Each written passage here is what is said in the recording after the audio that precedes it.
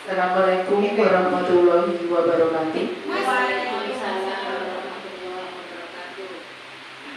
Puji syukur kehadirat Allah Subhanahu wa Ta'ala sehingga kita semua bisa berkumpul pada hari ini, hari Kamis tanggal 26 November 2023 Oktober, dalam acara diseminasi calon guru penggerak Angkatan 9 oleh Bapak Agus Cahyono dan Ibu Fitrianingsih.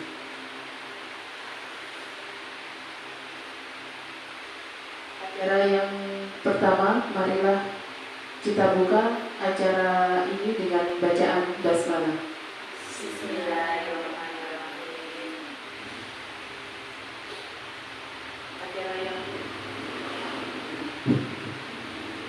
Acara selanjutnya sambutan dari Bapak Kepala Sekolah yang diwakili oleh Bapak Yahya. Kepada Bapak Yahya kami persilakan.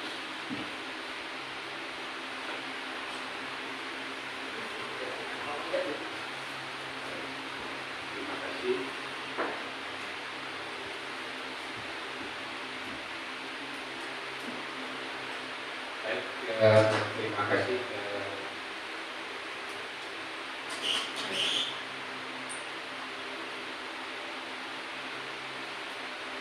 Assalamualaikum warahmatullahi wabarakatuh. Waalaikumsalam warahmatullahi wabarakatuh.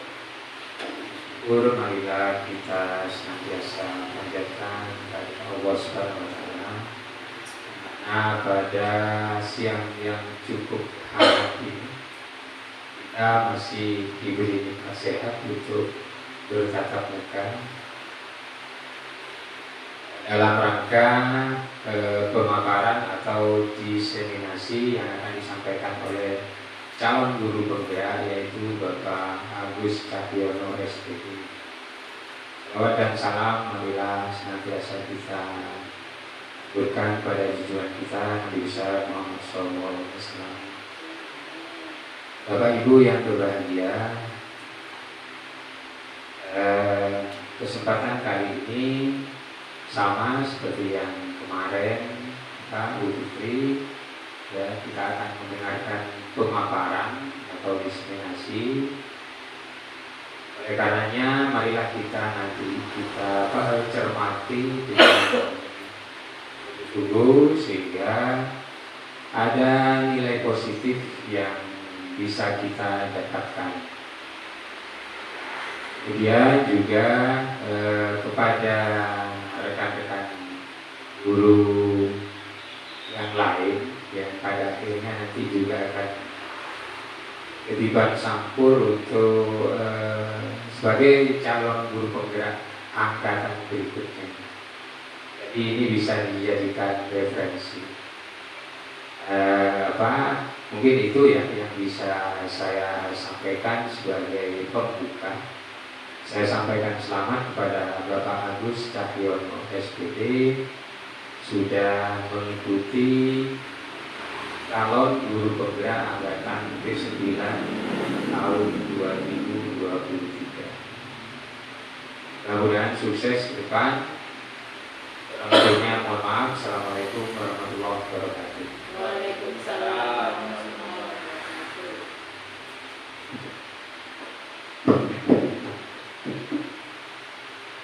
Untuk acara berikutnya, acara inti pemaparan diseminasi oleh Bapak Agus Cahyono, kami persilakan.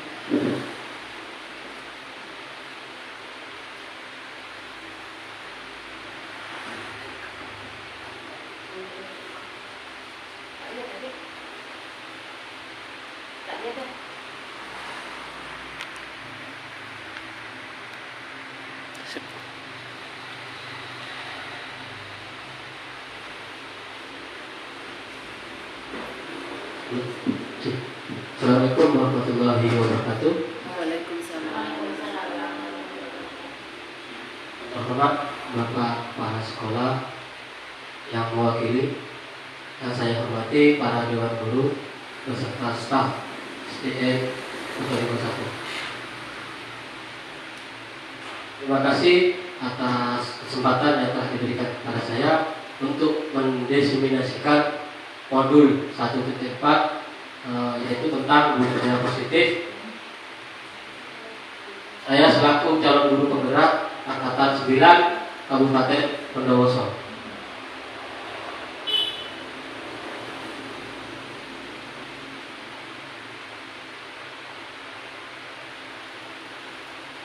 Ada modul 4 yang saya pelajari adalah tentang budaya positif, di mana budaya positif itu terdiri dari disiplin positif, keyakinan kuat, kebutuhan dasar manusia, posisi kontrol, serta segitiga restitusi. Sebagai wujud kita cinta kepada tanah air, Bapak Ibu semua, marilah kita sejenak menyanyikan lagu Indonesia Raya. Minta perhatiannya untuk berdiri.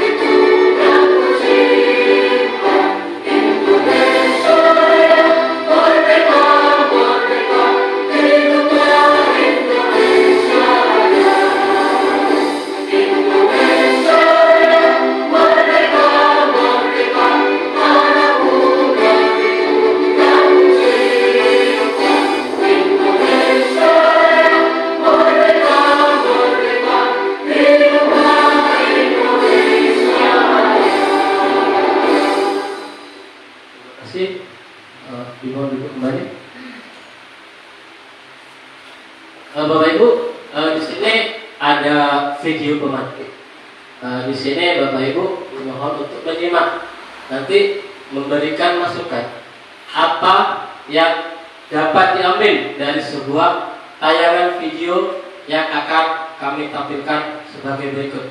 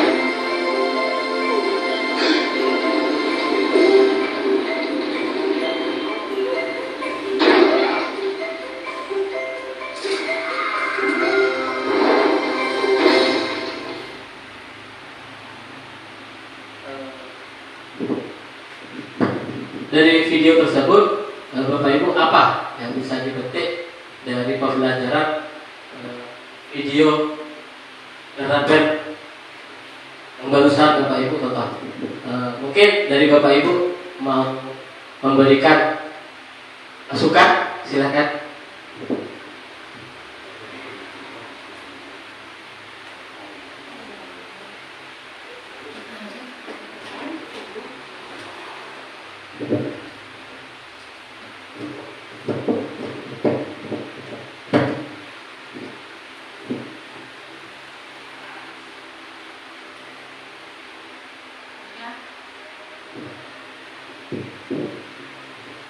Assalamualaikum warahmatullahi wabarakatuh. Waalaikumsalam warahmatullahi wabarakatuh. Jika ditanyakan apa yang Anda pikirkan setelah menonton video tersebut, menurut saya dari video yang saya tonton barusan, kita dapat mengambil beberapa hikmah di balik video itu. Di antaranya, kita harus merasa yakin dan percaya terhadap kemampuan kita. Memang kita untuk meraih kesuksesan, kita membutuhkan bantuan dari orang lain, tetapi kita juga harus meyakini kita bisa sukses dengan kemampuan kita sendiri. Dan juga yang kedua, mungkin dari semangatnya. Dia terjatuh di dalam video itu, terjatuh berkali-kali, tapi tetap semangat untuk bangkit. Itu juga merupakan hal yang harus kita tiru. Semangat dan pantang menyerah. Akan tetapi, satu hal yang tidak boleh kita lupakan, ketika kita sudah meraih suatu kesuksesan, kita tidak boleh merasa terlalu berbangga diri dan sombong. Karena dalam kesuksesan, kita harus terus bersikap rendah hati. Bukan rendah diri, tapi rendah hati. Agar ketika kita mencapai suatu kesuksesan, kita tidak jatuh kembali karena ada kesalahan kecil yang kita lakukan sendiri, sehingga akibatnya dalam video itu karena terlalu berbangga diri, dia sampai melakukan suatu kesalahan yang membuat kesuksesannya itu bisa berantakan karena ulah dia sendiri. Jadi belajarlah dari ilmu padi yang semakin tinggi harus semakin merunduk. Ya, mungkin itu saja yang bisa saya sampaikan. Terima kasih waktunya. Wassalamualaikum warahmatullahi wabarakatuh. Waalaikumsalam warahmatullahi wabarakatuh. Benar sekali Bapak Ibu, apa yang telah disampaikan oleh Budia itu. Yang pertama, harus ada keyakinan dari diri kita sendiri. Kesuksesan tanpa keyakinan tidak akan mudah untuk meraihnya. Yang kedua, pantang menyerah serta tidak mudah putus asa. Itu poin yang saya tangkap dari Budia yang kedua. Yang ketiga, jika kita sudah meraih kesuksesan, maka kita itu jangan terlalu jumawa atau sombong, sehingga kesuksesan itu akan menghancurkan diri kita sendiri. Bagus, terima kasih Budia. Ini menurut pendapat dari orang lain, ketika kita telah memiliki kepercayaan diri dengan apa yang kita miliki, maka bukan berarti kita bisa santai. Kita harus lebih berhati-hati agar tidak mendapatkan kesalahan yang fatal. Jadi jika suatu proses sudah selesai, maka kita itu jangan terlalu santai. Jadi kita harus mempersiapkan rencana atau tindak lanjut berikutnya. Jadi jika suatu kesuksesan sudah diraih, kita jangan terlalu stuck atau diam begitu saja. Lalu selanjutnya adalah disiplin positif, teori kontrol. Disiplin positif kontrol ini adalah dicetuskan oleh Dr. William Glasser dalam kontrol teori. Di sini ilusi guru mengontrol murid. Yang kedua, ilusi bahwa semua perbuatan positif efektif, dan bermanfaat. Yang ketiga, ilusi bahwa kritik dan membuat orang merasa bersalah dapat menguatkan karakter. Yang keempat, ilusi bahwa orang dewasa memiliki hak untuk memaksa. Ini merupakan teori yang dicetuskan oleh Dr. William Lesser. Bapak Ibu, menurut Bapak Ibu apa sih yang dimaksud dengan disiplin?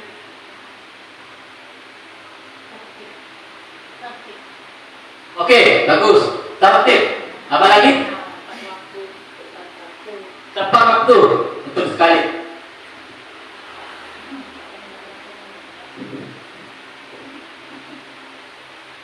Melaksanakan sesuatu seperti yang sudah terjadwalkan. Melaksanakan sesuatu yang sudah dijadwalkan. Benar sekali.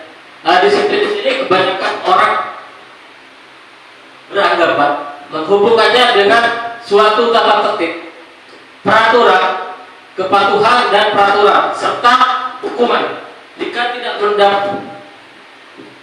Jika kita melanggar suatu kedisiplinan, maka yang kita peroleh adalah hukuman atau punishment.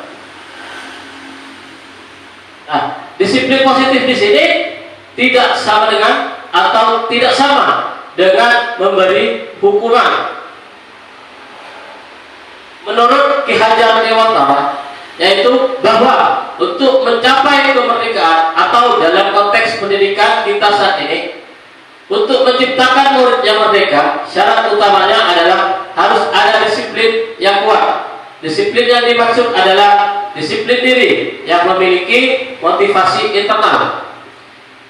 Jika kita tidak memiliki motivasi internal, maka kita memerlukan pihak lain untuk mendisiplinkan kita atau motivasi eksternal, karena berasal dari luar, bukan dari dalam diri kita sendiri. Itu menurut pernyataan dari Ki Hajar Dewantara. Bapak Ibu, mengapa keyakinan kelas atau mengapa tidak peraturan saja? Bapak Ibu mungkin bertanya-tanya, kenapa sih kok keyakinan kelas bukan peraturan kelas? Nah, di sini bedanya keyakinan kelas sama peraturan kelas. Kalau keyakinan kelas dalam pembuatan peraturan, keyakinan kelas itu siswa dan pihak lain itu dilibatkan. Jadi yang membuat keyakinan kelas itu adalah siswanya dan gurunya. Nah, kalau peraturan itu adalah sesuatu yang sudah ditentukan baik oleh sekolah maupun guru. Jadi siswa tersebut tidak dilibatkan dalam membuat keyakinan kelas. Nilai-nilai keselamatan atau kesehatan, nilai yang kita sebut sebagai suatu keyakinan. Murid-murid pun demikian. Mereka perlu mendengarkan dan memahami arti sesungguhnya tentang peraturan-peraturan yang diberikan. Apa nilai-nilai kebajikan di balik peraturan tersebut? Apa tujuan utamanya? Bukan hanya sekedar mengikuti serangkaian peraturan-peraturan yang mengatur mereka tanpa memahami tujuan mulianya. Bapak Ibu di sini sebenarnya sudah membuat keyakinan kelas, tapi tidak didokumentasikan. Itu sebenarnya Bapak Ibu semua sudah membuat keyakinan kelas. Contohnya tidak membuang sampah sembarangan. Nah, itu merupakan peraturan kelas. Kalau keyakinan kelas, mencintai kebersihan kelas itu merupakan suatu keyakinan kelas. Jadi keyakinan kelas itu di sini adalah tidak ada lagi tidak membuang sampah sembarangan. Nah, itu merupakan peraturan kelas. Kalau keyakinan kelas, saya mencintai kebersihan di kelas, atau kami mencintai kebersihan di kelas. Jadi anak-anak itu dilibatkan langsung. Berarti anak-anak itu sudah mendapatkan keyakinan dari diri sendiri untuk membuat keyakinan kelas.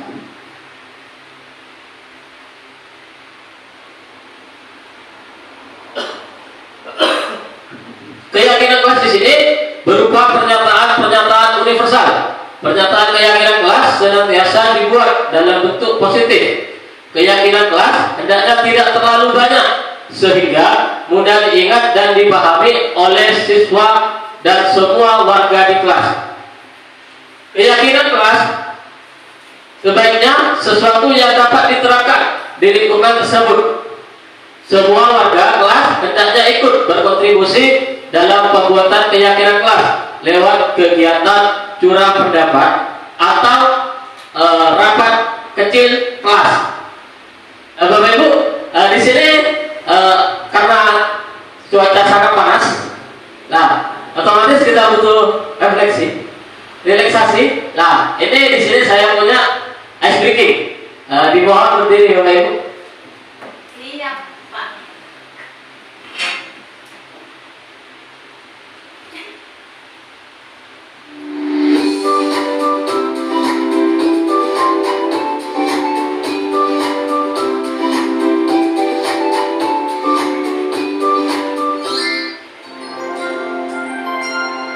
Tangan ke atas menggapai bintang, tangan ke samping burung yang terbang, tangan ke depan ikan berenang, duduk yang rapi siap berdoa.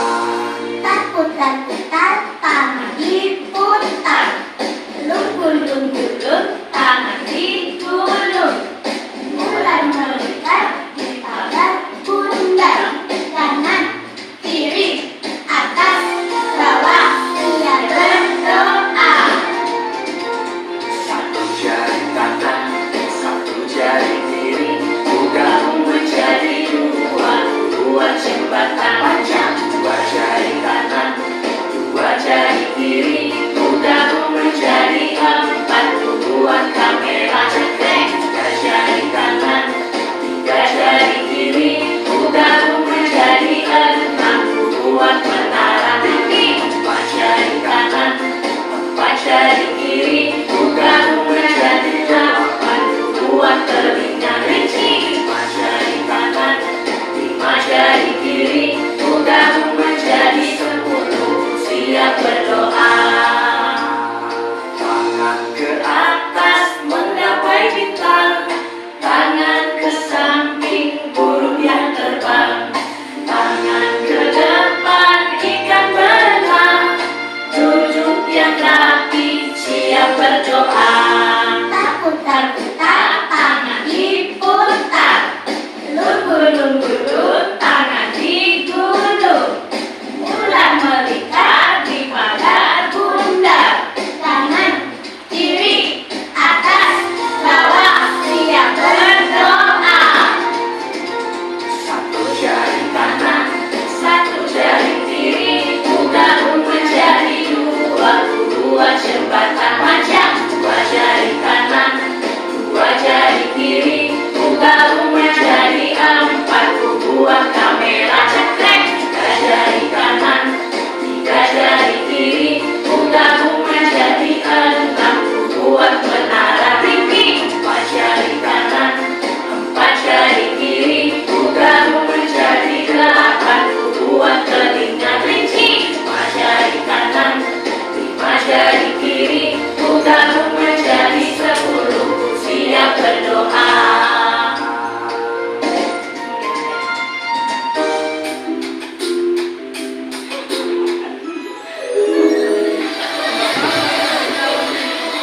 Lumayan berkeringat. Terima kasih Bapak Ibu. Gimana? Masih semangat? Alhamdulillah. Ini apa Bapak Ibu? Ini merupakan contoh dari keyakinan kelas yang saya sudah buat kemarin. Mohon disimak. Assalamualaikum warahmatullahi wabarakatuh.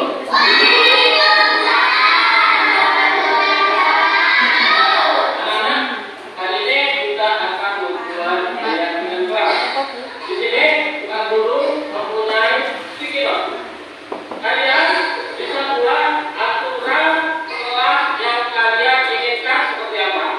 Nanti Pak Guru rubah menjadi keyakinan kelas.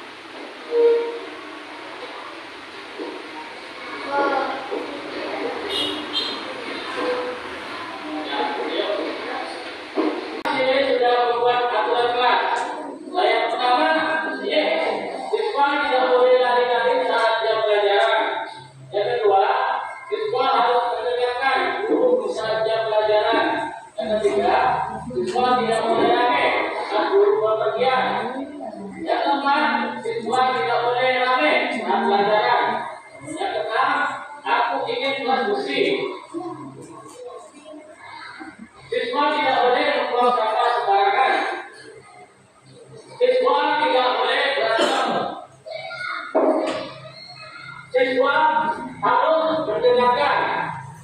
Siswa tidak boleh bicara saat pelajaran. Siswa tidak boleh tidur. Siswa tidak boleh makan-makan. Siswa tidak boleh makan di dalam kelas kalau makanan di depan kelas maka dicubit dan kalau dicubit menangis. Selanjutnya Sip. ada persiapan. Yang ketiga, yang selanjutnya siswa tidak boleh makan-makan waktu pelajaran. Siswa tidak boleh melawan guru. Siswa tidak boleh berteduh. Apa itu berteduh? Bertengkar. Ya. Bertengkar. Lalu apa yang ketiga? Ya. Siswa jika tidak membuat PR harus dihukum dan harus difoto dikirim ke grup. Atau selanjutnya siswa harus melaksanakan tiket kelas masing-masing. Nah, di sini ada aturan kelasnya. Yang pertama, siswa tidak boleh lari. Jadi, kira-kira di sini adalah siswa tidak boleh lari-lari saat jam pelajaran.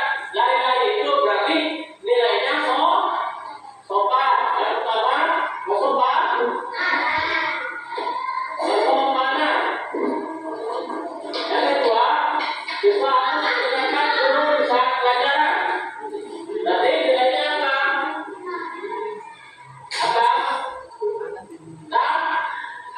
Ya. Untuk mengikuti pelajaran. Dan waktu.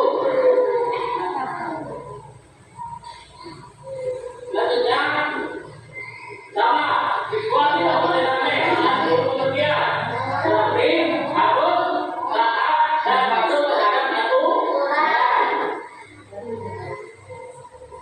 Aku ini kelas bersih, berarti nilainya adalah bersih. Kebersihan.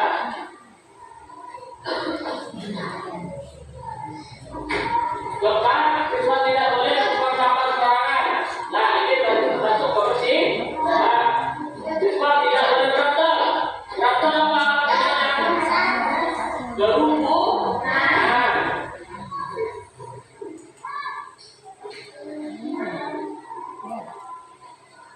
Siswa harus menyenangkan. Berarti taat dan patuh terhadap aturan siswa tidak boleh tidur. Berarti harus taat pada aturan siswa tidak boleh makan-makan. Berarti apa? Tidak menyertai kebersihan. Ya, mesti kalau makan-makan makanannya mesti berantakan. Ini sama. Yang sama, siswa tidak boleh makan-makan waktu pelajaran. Siswa tidak boleh melawan guru. Kira-kira di sini kalau melawan apa? Harus menghormati yang lebih tua dan menghargai yang lebih tua. Jadi menghormat.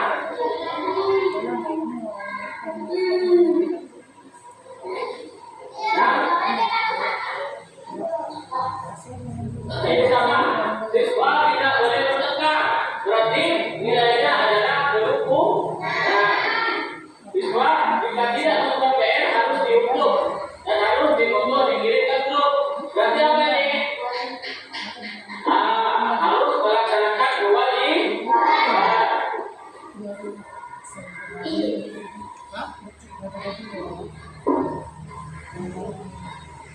Siswa harus melaksanakan piket. Piket itu termasuk nilai apa? Kewajiban. Piket itu kewajiban siapa? Siswa dan siswi. Berarti keyakinan keluarga ini adalah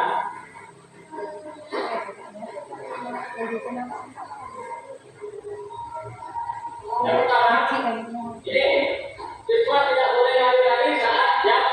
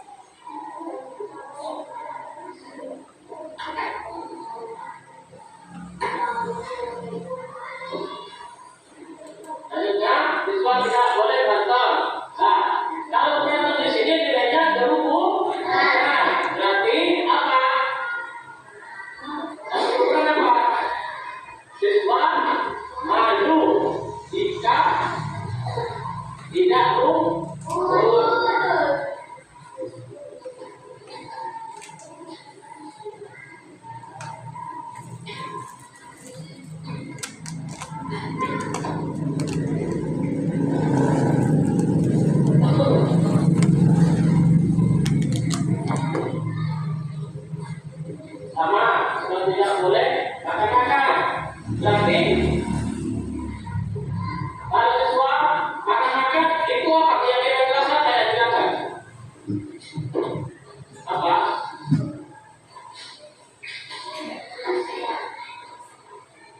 Nah, berarti kan tempatnya dari contoh. Berarti siswa ini kelas ya bersih. Bentuknya adalah siswa tidak boleh melawan guru ya. Siswa harus menghormati guru. Siswa mencintai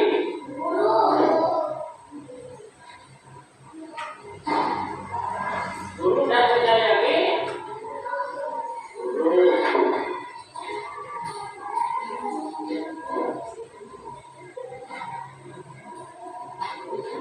Yang keenam,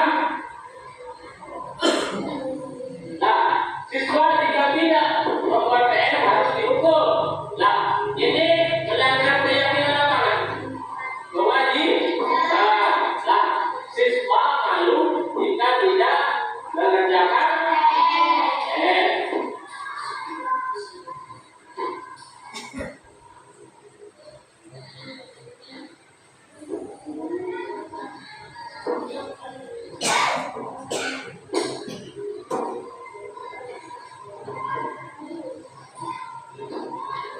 Nah, ini adalah keyakinan Tuhan yang kalian buat.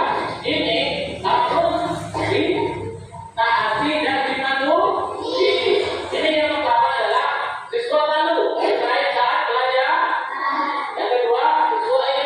Nah, itu Bapak Ibu contoh dari keyakinan kelas yang sudah saya buat. Semoga Bapak Ibu bisa menerapkannya juga di kelas masing-masing. Bapak Ibu, sebagai manusia yang normal, kita memiliki kebutuhan. Itu kebutuhan dasar dari manusia itu ada 5, Bapak Ibu. Yang pertama itu adalah bertahan hidup. Yang kedua adalah kasih sayang dan rasa diterima. Yang ketiga adalah kebebasan. Yang keempat adalah kesenangan. Yang kelima adalah kekuasaan. Di mana bertahan hidup di sini kita sebagai manusia berusaha bekerja agar kita bisa bertahan hidup. Kasih sayang di sini kita sebagai manusia memerlukan kasih sayang baik dari orang tua, dari keluarga maupun dari teman kita.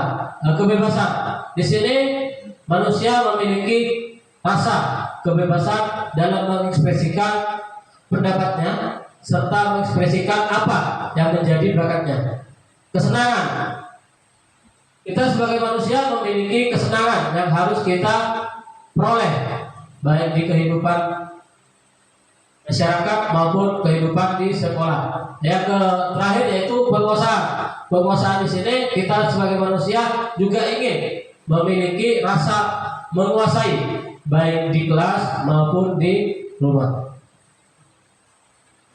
Bapak Ibu, di sini merupakan contoh dari kebutuhan dasar manusia yaitu bertahan hidup. Bapak Ibu, di sini ada sosok pejuang yang ingin mempertahankan hidupnya. Ini merupakan contoh videonya, monggo disimak.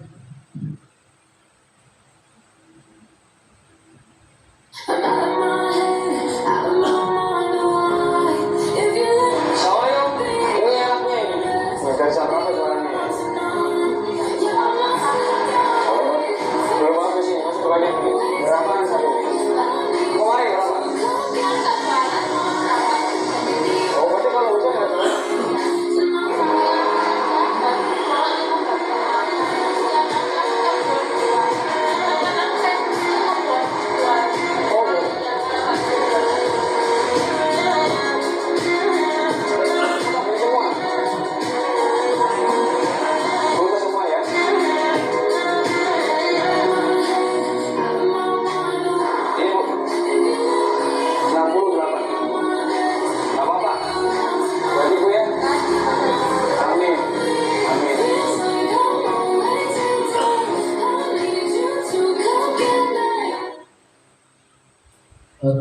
merupakan contoh dari kebutuhan dasar manusia, yaitu bertahan hidup.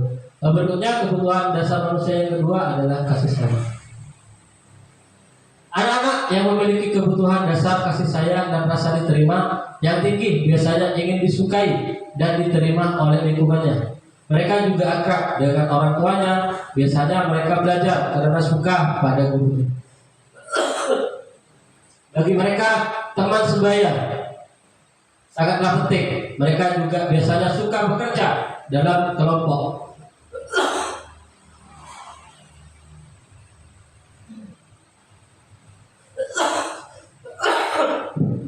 Anak-anak yang memiliki kebutuhan dasar akan penguasaan yang tinggi biasanya selalu ingin menjadi pemimpin. Mereka juga suka mati sebelum mencoba hal baru dan merasa kecewa bila melakukan kesalahan. Ini merupakan kebutuhan dasar manusia, yaitu penguasaan. Untuk selanjutnya, kebutuhan dasar manusia adalah kebebasan. Kebebasan di sini anak-anak atau siswa dengan kebutuhan kebebasan yang tinggi menginginkan pilihan.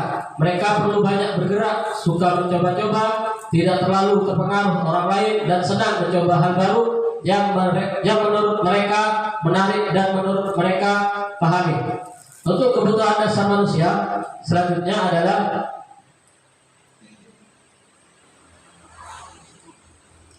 kesenangan. Kebutuhan dasar kesenangan anak-anak dengan kebutuhan dasar kesenangan yang tinggi biasanya ingin menikmati apa yang dilakukan. Mereka juga bisa berkonsentrasi tinggi saat mengerjakan hal yang mereka senangi. Karena kodrat dari seorang anak itu adalah bermain. Di sini kita sebagai guru memiliki 5 posisi kontrol. Ada 5 posisi kontrol yang diterapkan oleh seorang guru, orang tua ataupun atasan dalam melakukan kontrol terhadap siswa-siswinya.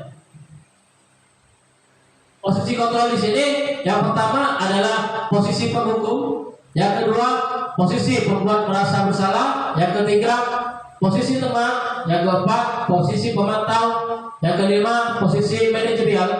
Di sini ini Bapak Ibu, di sini ada contoh di mana contoh di sini merupakan contoh dari posisi kita sebagai guru menjadi posisi penghukum.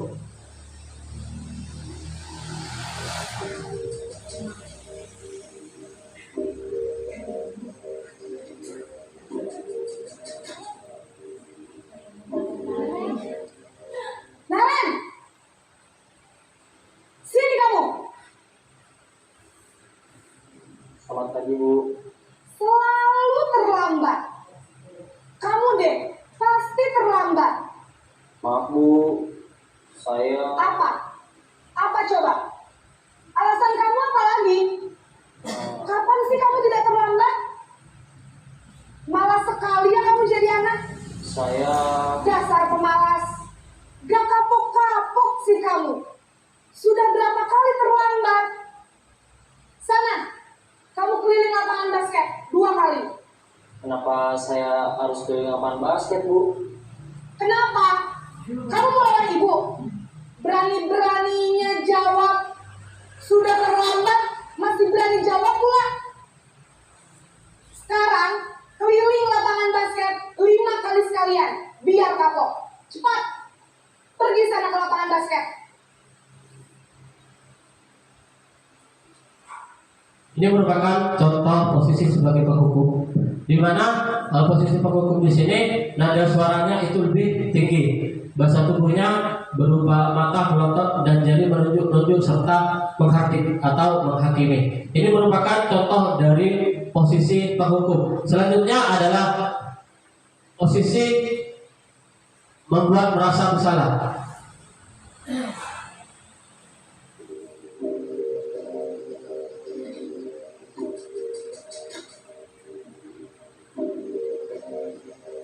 Naren,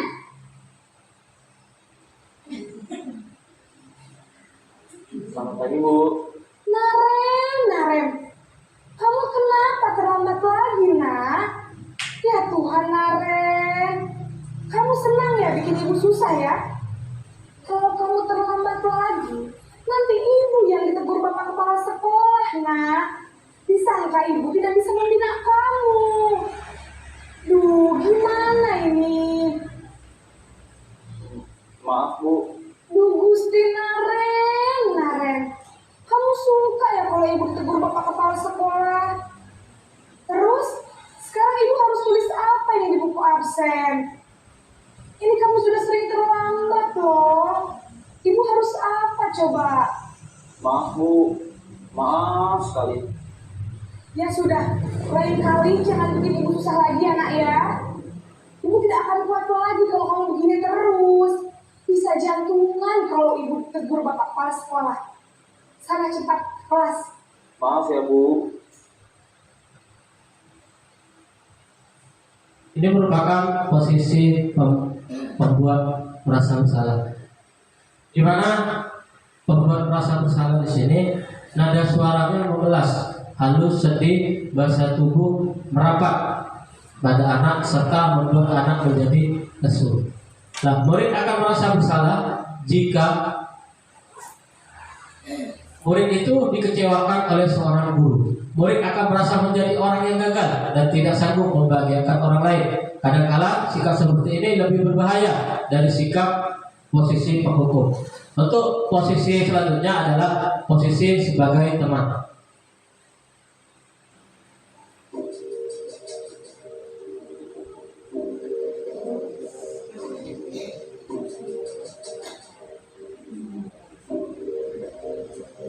Naren!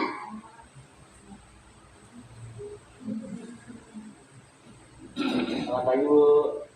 Wah, sudah jam berapa ini nak? Terlambat lagi ya sayang. Iya Bu. Habis ibu saya lupa bangunkan saya Bu. Kamu malah menyalahkan ibu kamu.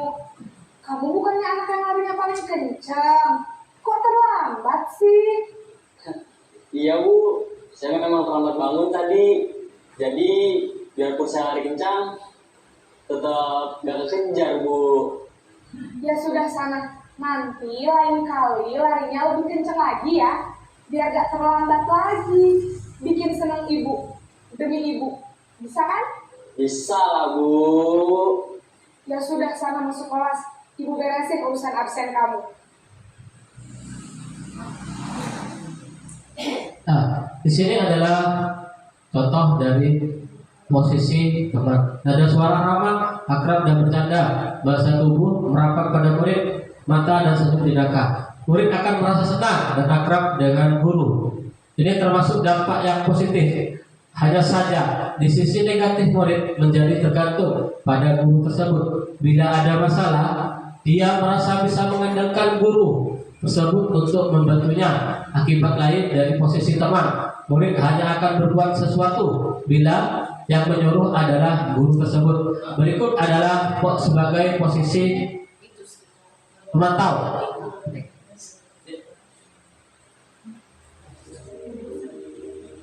Nah, posisi pemantau di sini adalah nada suaranya datar, bahasa tubuhnya formal. Murid memahami konsekuensi yang harus dijalankan karena telah melanggar salah satu peraturan sekolah. Guru tidak menunjukkan suatu emosi yang berlebihan, menjadi marah atau membuat merasa berbuat salah. Itu merupakan posisi sebagai pemantau. Yang terakhir adalah posisi sebagai manajer. Nah, posisi manajer, nada suaranya itu tulus, bahasa tubuh tidak kaku, mendekat ke murid.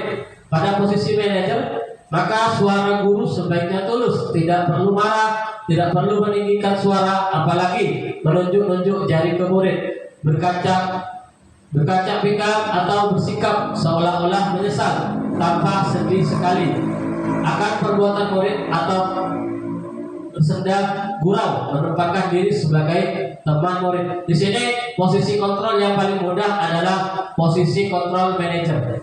Selanjutnya adalah ini Bapak Ibu, untuk menyelesaikan suatu permasalahan. Ini merupakan segitiga institusi, di mana segitiga institusi di sini pertama kita adalah menstabilkan identitas. Yang kedua, validasi tindakan yang salah. Yang ketiga, menanyakan keyakinan yang telah diperbuat atau yang telah dilanggar. Nah, di sini setiap orang pada menstabilkan identitas, setiap orang pasti pernah melakukan kesalahan. Kamu bukan satu-satunya yang pernah melakukan ini. Itu merupakan pemantik dari pertanyaan menstabilisasikan identitas. Yang kedua, validasi tindakan yang salah. Kamu tentunya punya alasan mengapa melakukan itu. Itu merupakan pertanyaan pemantik atau pertanyaan yang harus diajukan agar anak-anak itu tidak terlalu takut. Adakah cara yang lebih efektif untuk mendapatkan apa yang kamu butuhkan? Selanjutnya yaitu menanyakan keyakinan kelas. Keyakinan kelas apa yang telah disepakati? Selanjutnya, pertanyaan selanjutnya adalah kamu ingin menjadi orang seperti apa? Nah, Bapak Ibu, ini merupakan segitiga restitusi. Di sini saya sudah menjalankan segitiga restitusi sebagai berikut.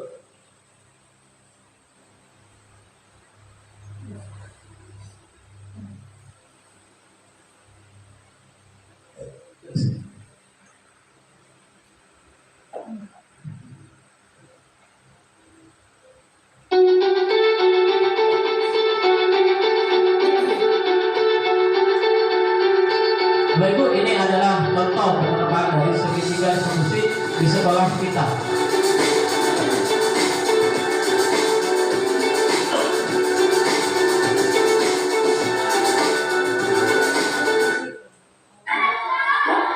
Kamu tahu tidak kenapa kamu panggil sini? Begini, kata teman-temanmu itu, kamu harus berkaya. Dengan siapa? Oh, memang berkaya.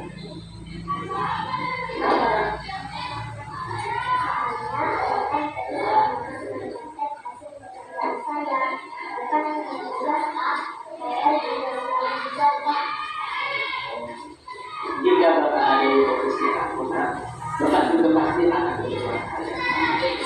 Lalu, apa yang kamu lakukan terhadap hari ini? Saya dengan spontan marah Pak, dan karena saya mengatakan Oh, itu pasti nggak ada itu kan ada alasan tertentu. Apa sih yang membuat aku itu sampai marah dan berbudak-budak? ya Pak, saya sudah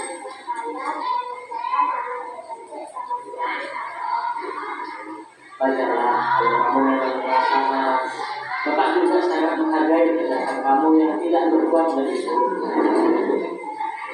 Sekarang coba kita pikirkan tindakan kamu marah sampai berbeda apakah sesuai dengan keyakinan kelas kita? Menurut kamu keyakinan kelas apa yang sudah dilanggar? Menurut Nazar, keyakinan kelas yang kamu langgar adalah saling menghormati antar teman. Itu penting, tidak buat kamu. Jika keyakinan kelas itu penting, apa yang harus kamu lakukan pada saat kamu sedang marah? Apakah kamu bersedia memperbaiki masalah ini? Apa yang akan kamu lakukan untuk memperbaikinya?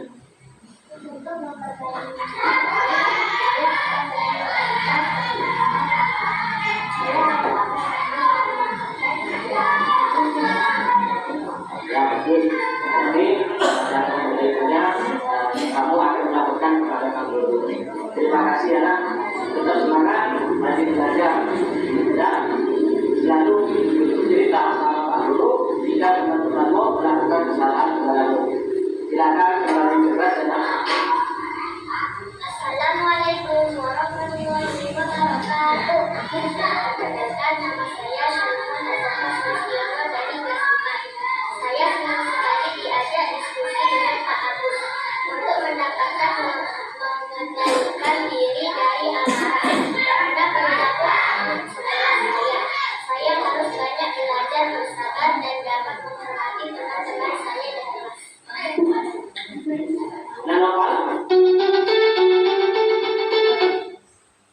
Bapak Ibu, demikian pemaparan saya atau diseminasi kali ini. Mohon masukan serta sarannya untuk perbaikan saya ke depannya. Saya akhiri, wabillahi taufiq wal hidayah. Assalamualaikum warahmatullahi wabarakatuh.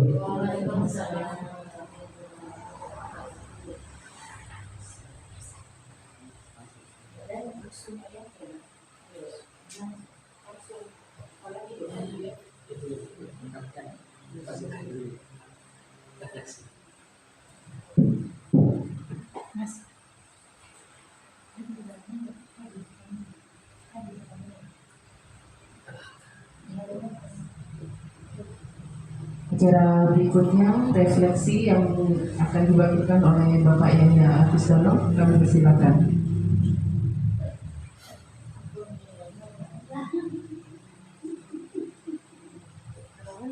Baik, Bapak-bapak,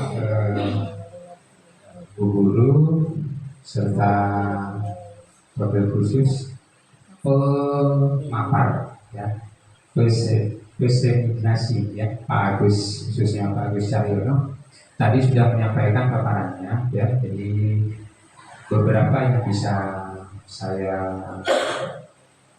sampaikan, boleh dikatakan masukan itu ya. Jadi kalau dilihat judulnya adalah calon guru penggerak. Yang kita saksikan tadi itu adalah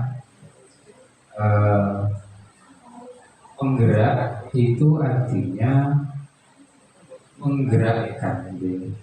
Jadi harapannya itu juga bisa menggerakkan bagi rekan-rekan yang lain, ya, khususnya yang masih energik gitu ya, yang masih muda-muda.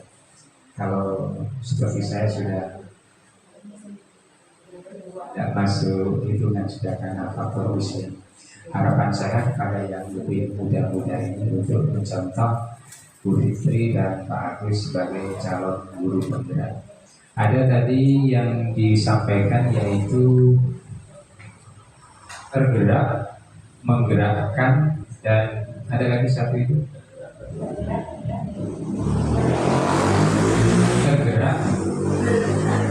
bergerak dan menggerakkan ya, jadi dari kata penggerak itu tadi bisa disimpulkan bahwa yang bersangkutan dulu, kemudian juga dia menularkan kepada rekan-rekan yang lain, memberi motivasi, dia juga mengambil aksi atau tindakan untuk menggerakkan.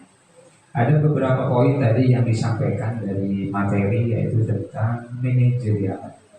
Memang saya lihat itu boleh saya simpulkan bahwa calon guru penggerak ini pada akhirnya akan menjadi manajerial.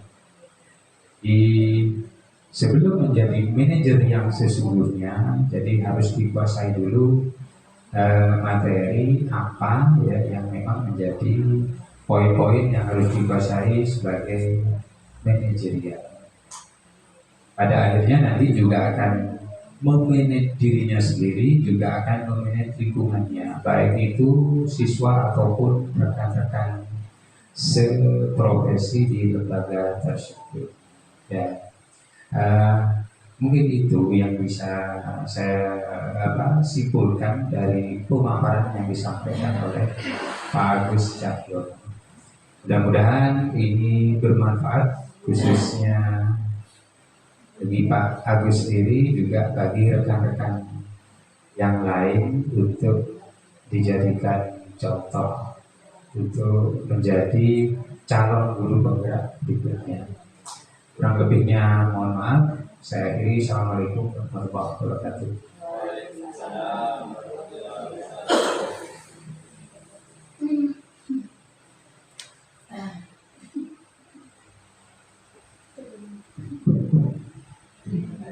Bapak Yahya.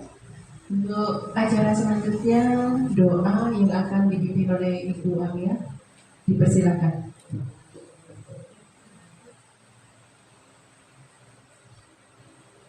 Terima kasih. Semoga kegiatan diseminasi pada hari ini berjalan dengan lancar ke depannya dan insya Allah mendapatkan barokah dari Allah Subhanahu wa taala. Bismillahirrahmanirrahim.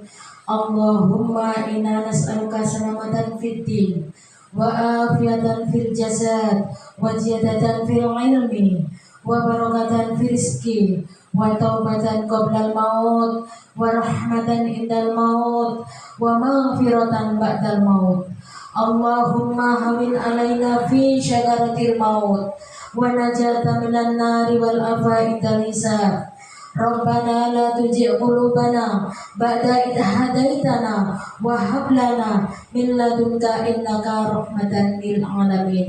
ربنا آتنا في الدنيا حسنة وفي الآخرة حسنة وقنا عذاب النار.